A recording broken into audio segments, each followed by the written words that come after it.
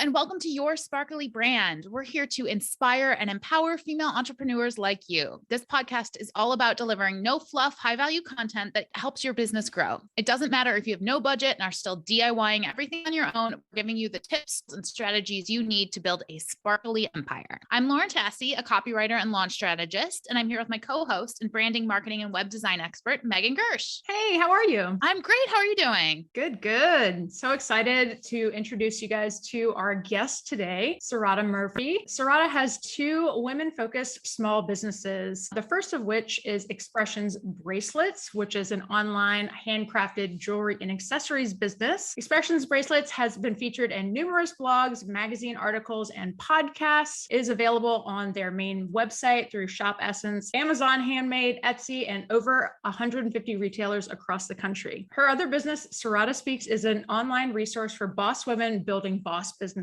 So SaRatta uses real-life experiences, tested strategies, and tactics to help other women build the boss business of their dreams by tapping into the think, plan, own, and act like a boss in your business and your personal life. So welcome to Your Sparkly Brand, SaRatta. Thank you so much for joining us. Thank you so much for having me. So before we jump into your story, we like to start out every episode by just sharing a sparkly moment of the week. So basically, this is a little win or a celebration because we feel like folks in business don't do this enough. And so, Lauren, why don't you kick things off? What was your sparkly moment of the week? So mine is just like I had a strategy call with a client before this, and then I have a call with another potential client after this. And so I just really love sort of connecting with people. You know, as a writer, you get very like isolated. And today I'm just like, yeah, this is me doing the things I like to do, the part of my business I like. So feeling sparkly about that. That is awesome. I love that so much. What about you, Meg? So my sparkly moment of the week was I had an inquiry come into my inbox this week, and it was a client that I had worked with before, but the project kind of didn't align with where I'm trying to take my business. And this year in my business, I'm really trying to focus on only accepting projects that really kind of light me up and like light my fire. So I said no, and that is kind of made me feel a little bit sparkly. So, you know, no doesn't always have to be a bad thing. For sure. And SaRatta, what about you? Do you have a sparkly moment that you want to share? Absolutely. So I have been in business with Expressions Bracelets for 10 years. This is my 10-year anniversary this month. So we're doing a whole celebratory thing all month, just nothing big, just myself. But anyway, I finally decided to lease an office space so that I can have my assistant in there with me. Most of my girls work from home. And so right now I'm right in the middle of searching for the space. I'm looking at some tomorrow. So it's really exciting to be at that point. Most people feel like you should do that very early on in your business, but I'm 10 years in and I'm just not doing it. So it's never too late. That's awesome. Congratulations. Thank you. Yeah, I feel like there's a lot of pressure that people put on like this timeline in their heads about like, you need this by this date and this by this date, but like everybody's journey is so different. So congratulations. That's really awesome. Thank you. All right, so let's get into it. SaRatta, why don't you start off by telling us a little bit about your entrepreneurial journey? How did you come to start your business? Absolutely. Businesses. I know, right? So just in a nutshell, I started out as a market manager for a major beverage company. I had done a lot of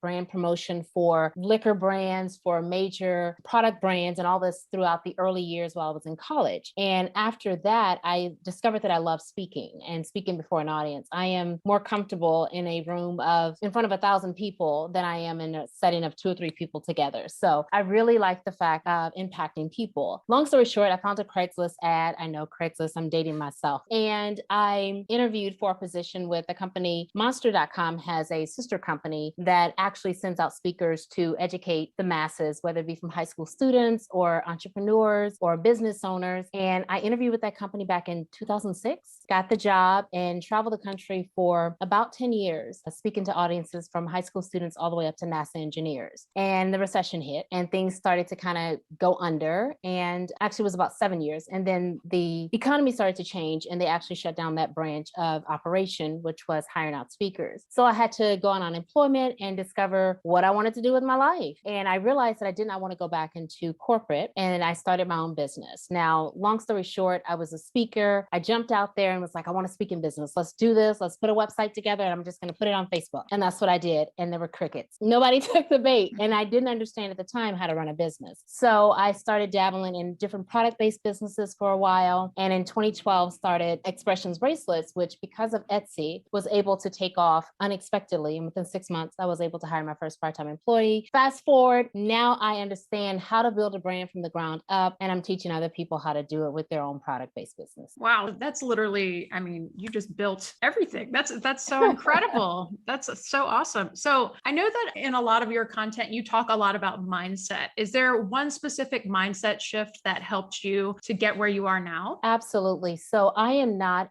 naturally a numbers person. I don't like to look at metrics. I don't like to look at analytics. That is not my jam. I am marketing all day. I love pretty things. I want to show you pretty things and I can put it together in a pretty package. My husband, or boyfriend at the time, is a numbers guy. He's a CPA. And he was looking at the numbers and looking over my business. And he's like, here's why you're not profiting as well as you could be. And he wanted to show me the numbers, but I'm like, well, we just need to reach more people. And when I began to understand the numbers of my business and understand how many people to drive to a website and how to price differently, that mindset shift of this is not putting up pretty things and people will come and buy it. This is you're running a business. This is not a hobby. And if you want it to be sustainable and continue to keep your employees and continue to scale this business, you have to think differently about it. And so when I began to understand analytics and the sales funnel and how to drive people through the sales funnel, my business changed astronomically, like hands down. That's awesome. Yeah. I mean, analytics are such like a key thing to any successful kind of marketing plan or marketing strategy in general. So, and can you tell us a little bit about your 5-step method of getting what you want from your business? Absolutely. So when it comes to getting what you want, the 5-step method helps the people that I work with to begin to change their mindset. And so the first part of it is understanding what you actually want from your business. Most people are quick to say, I want to quit my 9 to 5. I want to quit it. Truth be told, yeah, you can quit your 9 to 5, but if you don't have a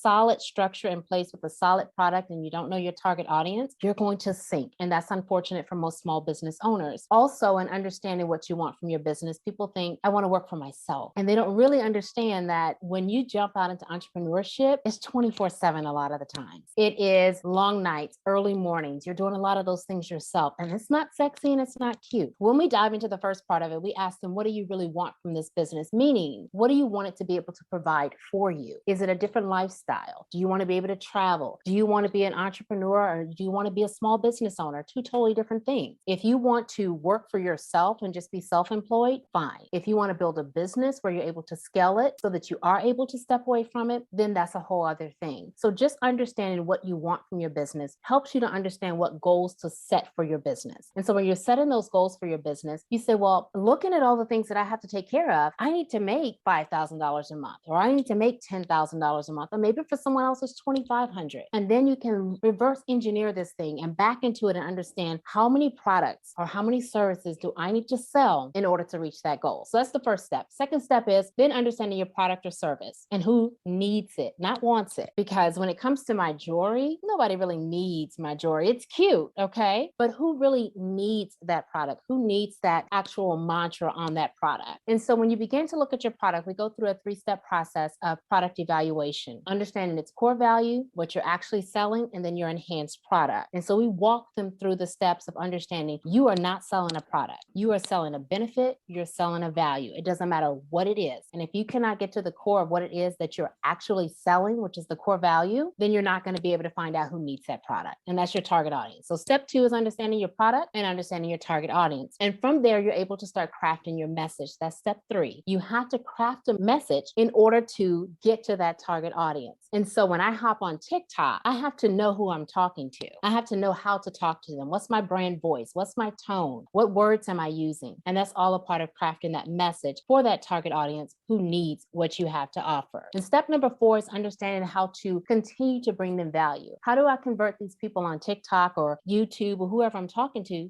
actual purchasing? Just because I show up and go viral one day means nothing. Because if I have no way to continue to target those people, to continue to give them value with a product or something else, they're one-time buyers and nobody wants that. And then number 5, which is the big one that we've already talked about, is understanding your numbers. Going in and seeing what works on each of these platforms. I can show up on Pinterest, someone else can show up on Pinterest, and we can have both 5 million monthly views and one person is making X and the other person is making nothing. So if you don't know what's working in your business, the rest of that is vanity numbers. We want profit numbers, not vanity numbers. So that's the 5-step method. I feel like your story is so great because as you were telling that, I was like, you picked like one of the hardest things to sell jewelry on Etsy, right? Like if you go and you search bracelets on Etsy, how many millions of bracelets that are all like, it's honestly, it's kind of a race to the bottom a lot of times on there. So you really like, you didn't take the easy route. And I think that's why you have such, foresight about all this and why you have so much to share is because you picked such a competitive place to get started. and trust me, I did not know. And the reason I picked jewelry, and here's a funny story. Well, I don't know if it's funny, but I researched online, what are the top businesses to start? And at that particular time, the industries to go into were wedding, babies, pets, or women's accessories. And I go, oh, cool. I'm going to do jewelry, not knowing at the time that it was an overly saturated market. And so I will say this, my key to success on Etsy was I started early in the early years. And we are just very close to shutting down the Etsy shop. It's just no point to put the money into it because of the fees that it takes. And we have our own audience. And so it's just sort of sitting there now. The sales that you see on there, we scale very quickly in the early years. And most of it now is just sitting there, but I still teach for Etsy. So I keep that shop open. But when it comes to Etsy, what I discovered very early on without knowing it, I knew I needed to land on the first page of a search term, beaded bracelets. And beaded bracelets at the time had millions of views on there. And this is before paid ads. So most of my things that I teach is organic traffic. I went on Etsy, I put up good pictures. I filled in everything they told me to fill. I soaked up every bit of information that I could find on Etsy. And within 3 months, we were landing on the first page. That's awesome. So other than what you just said, I know that a lot of folks that listen to this do have Etsy shops. Are there any tools or any other kind of like golden nuggets that you can give to people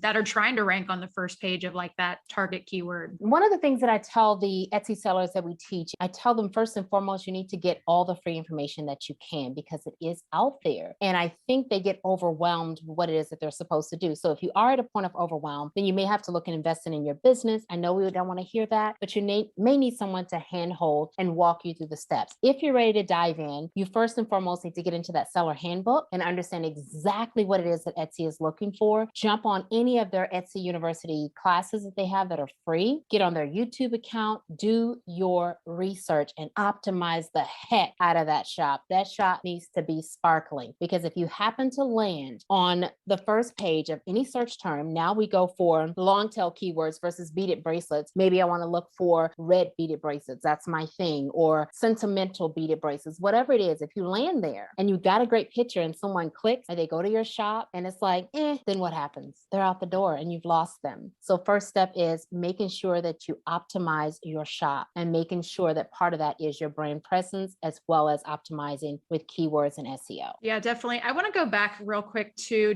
I know that you mentioned that you're probably going to be closing your Etsy at some point. And I've heard a lot of similar stories from business owners where like just the fees are too high, you're taking too much of my profit cut, like, moving over to Shopify or, some other platform. Is there any advice that you would give to somebody who's in that boat? Because I feel like the thing that I've heard over and over from business owners that are in that same boat is like, it's hard to make that shift because it feels like a big jump but then once they get over to Shopify or some other platform, they say, man, like I wish I would have done this sooner. I have so much more profit now.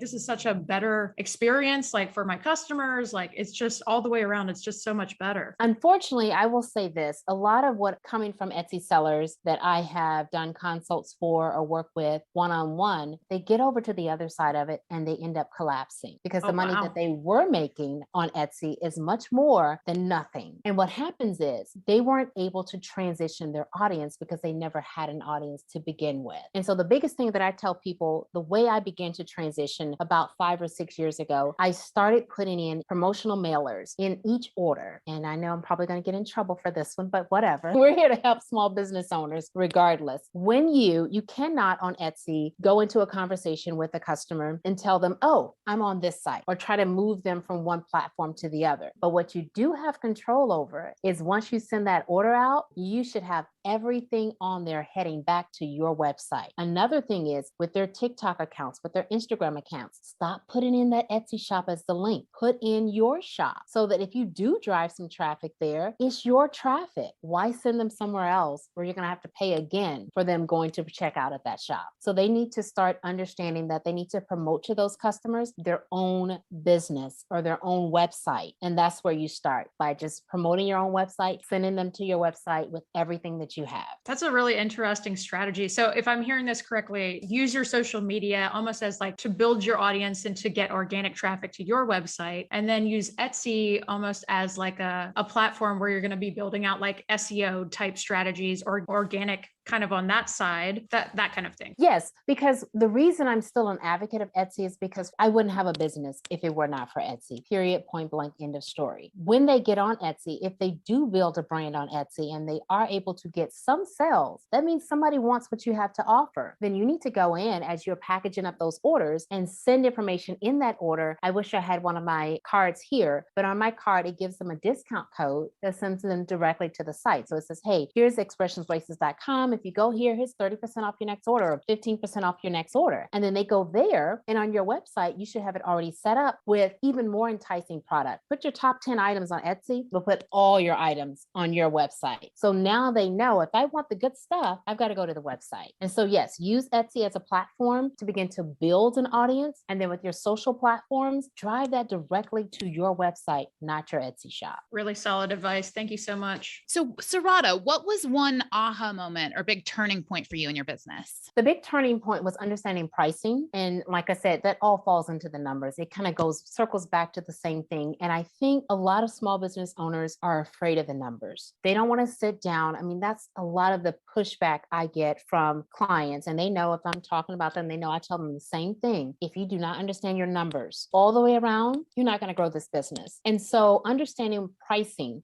is just not, oh, I bought this item and now I'm going to sell it for twice as much or 4 times as much. Pricing is, what overhead expenses do I have to cover? How much is my website taking out a month? What are the other fees? And if I'm on Etsy, whatever I'm selling it for on my website, I need to be selling it for 30% more on Etsy, real talk, if I want to make the same amount. Otherwise, you're not going to. And then if you build a business and your numbers aren't right and you want to do wholesale, how can you do wholesale when your numbers aren't right? So pricing for me not only changed the amount of money that I had coming in, it allowed me to be able to scale because you have more money coming in. You can hire more people. You can actually scale your business because now you're focused more on sales. And I know that sounds gritty. People want the nice little business that they can just show up on TikTok and do cute videos. But if you don't have your pricing structure set or understand where your customers are coming from and all the other things that we've already talked about, it's going to be a very challenging battle. Yeah, I think I mean, I'm not a product-based business. Obviously, I'm a service provider, but like that was something that I really struggled with in the beginning of my business. Just understanding that this is X number of dollars that are going out of my business every month. And this is the amount of services that I need to sell in order to live in Los Angeles and like,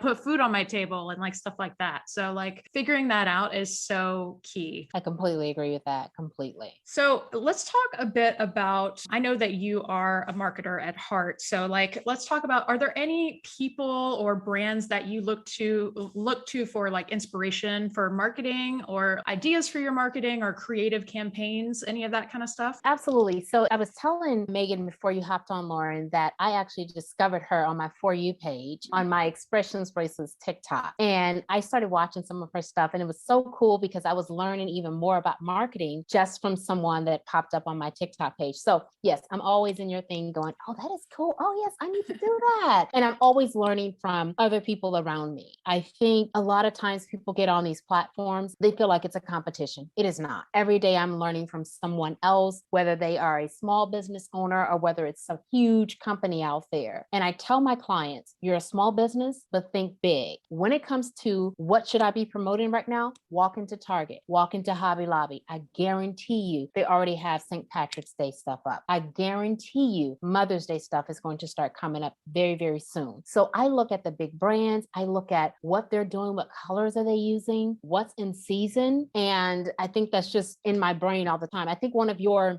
big videos was about, I think you were at a football game. Oh yeah. You're watching all the things that's me in Target. That's me in even Walmart, wherever it is. I'm always looking like, oh, wait a minute. They already have that out. We need to hop on it. We need to start doing this. So look at those big brands, whether it is a brand that you aspire to be like, or you're just learning from them. So I would say when it comes to my jewelry, I am looking at companies that are similar to my brand and to help me understand what's coming up next and how are they marketing, and not to copy them. But I tell people all the time, if you have a jewelry-based business, I do not mind. Hop on my TikTok, hop on my page, hop on my Instagram, go look at my webpage. I don't care. There's enough for everyone, but learn from those people that can show you the numbers that they're doing well with. Yeah. And so like, just to give folks a little bit of context as to the video that you referenced earlier, was like, I was at a football game and a Rams game here in LA. And I made a TikTok about how I wasn't really watching the game. I just had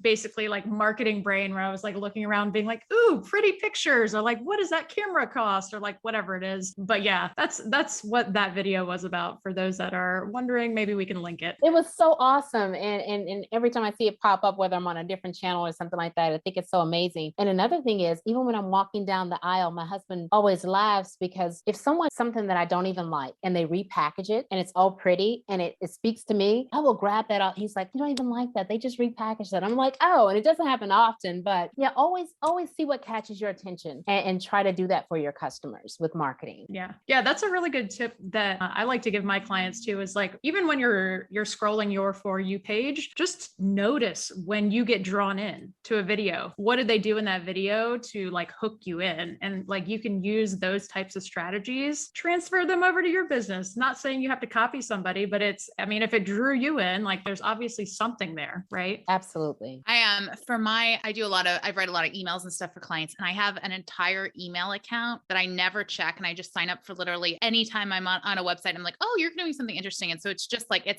thousands of spam emails, but it's my favorite thing to go look at it when I'm like, oh, I need a subject line idea. And it's like, oh, what jumps out at me amongst thousands of them? It's just kind of that like taking things for inspiration. I love it. So what are some of your favorite time-saving, sanity-saving tools you use in your business, or maybe you'd recommend for somebody who is like getting started on it? Sure. I'm an old school person. And so I still do a lot of things that are probably dated for a lot of people. I love Google. I love Google Drive. I love Google Forms. Spreadsheets are my friend. And that is because I can go in there and manipulate things and move things around. So I say, if you're starting out, try to learn those types of documents, because you can share those with your team as you grow, or just for yourself. When I am mapping out or planning for the next season, I use Trello because it is amazing. I can add people on there. They can look and see where we're going off. We got a photo shoot. It's all lined up in there. And it's so pretty. I'm a visual person. So anything that looks pretty, I'm usually jumping on that. Canva is my best friend. I think I talked about that so much when I first started on TikTok. I do just about anything you can do in there. I do it in Canva. I used to use Photoshop, and I don't use that as much anymore when it comes to graphics or editing. And another one is Slack when I'm communicating with my team. I like to use Slack because it helps me out. Those are probably my bigger ones: Google Drive, Canva, Trello, and Slack. As far as an Etsy person, my husband would be jumping up and down in the back right now if he were here. QuickBooks. They need QuickBooks. I was like, I can't not forget that one. They need QuickBooks, because if they are not using QuickBooks or some sort of accounting system, they're going to be losing money, and they don't know that they're losing money. So this helps them to hold them accountable for those small business owners that are just starting out. And what about, I feel like I've seen a few of your TikTok videos where you're talking about Pinterest. Is that still a platform that you love for your business? I love Pinterest. I absolutely love it. The problem with Pinterest is they have evolved so much in the past, I think 3 to 4 months. Pinterest is now focusing more on keeping people on the platform. Before then, it was drive massive traffic from Pinterest to your website, and you are golden if you have a system in place. That is capturing those emails, getting them to sign up, retargeting them. However, they are pushing out Pinterest TV. If you look at their scroll now, it has browse or watch or something at the very top. It's still a good tool to use. However, it's for the long game. And most kids don't understand that. They feel that Pinterest is going to turn over for them in 2 weeks or 3 weeks, or something with a TikTok video, like it hit and I got 100 orders. That's not Pinterest at all. But it is a good strategy to use for marketing for the long game, because those pins can stay on an account and go viral 2, 3, 4, 5 months, a year from now. You can still be ranking at the top for a search term just because you put that up there. Yeah, that's really great information, because I feel like you're totally right. Like a lot of folks are not in that long play game. They're really into, like, especially with TikTok and those types of platforms now, it's, it's almost like a formula that you can make a video and that it's going to take off, say something controversial and like pop, but like Pinterest is not like that. Like it's very methodical, you have to be consistent with it and all of that jazz. So this is one of my favorite questions. And we ask everyone that comes on the show this, but if you could give one piece of advice to your younger business self, what would that be? It's going to be okay. No. People need to hear that. It's going to be okay. Keep learning, because when you think you figured something out, it's going to change. A big example is Pinterest. I mean, the platform has changed so much that some of the clients that were getting X amount of views or X amount of this before have seen a dramatic decrease. So keep learning, be ready to evolve. That's what I would have told myself. Be ready to evolve and adapt. Yeah, that's amazing advice. And so what are you working on? What upcoming projects do you have coming out? So 2022 in and of itself is just amazing because it's our 10th year, and that's such a huge milestone. It's crazy to even think that I've been around this long with a product-based business. I don't have anything major happening that I will be speaking at a conference virtually, I think at the beginning of March. I will be doing more speaking engagements this year. The world has sort of opened back up a little bit. So that's going to happen. And I'll start to post those on my Instagram page as I get more confirmation and things like that. But I think this year is so exciting because it will be my second year full on working with SaRatta Speaks and business owners. And that is huge for me because that's where my passion is helping other women build not just businesses, but profitable businesses. I love that. So, I mean, this has been such a treat to have you on the podcast, SaRatta. It's such awesome to finally talk with you. And like, I feel like we watch each other so much through a TikTok screen. So please tell our our listeners where they can find you online. Sure. Everything is SaRatta Speaks. That's SaRatta. I'm sure they'll link that. Speaks. That is for Pinterest. That is for TikTok. That is for Instagram. Virtually everything. I'm not a Twitter person, so don't try to look for me on Twitter. You'll see some dated stuff. I need to revamp. So that's where you can find me. And it usually links to all of my information. SaRattaSpeaks.com is the website where you can find if you want to do a consult or anything like that. I'm there for you. I have all sorts of fun on TikTok, so look me up there. Well, thank you so much for joining us today, SaRatta. And thank you to all our listeners. If you enjoyed this episode, please leave us a review and be sure to subscribe so you never miss an episode. Until next time, stay sparkly.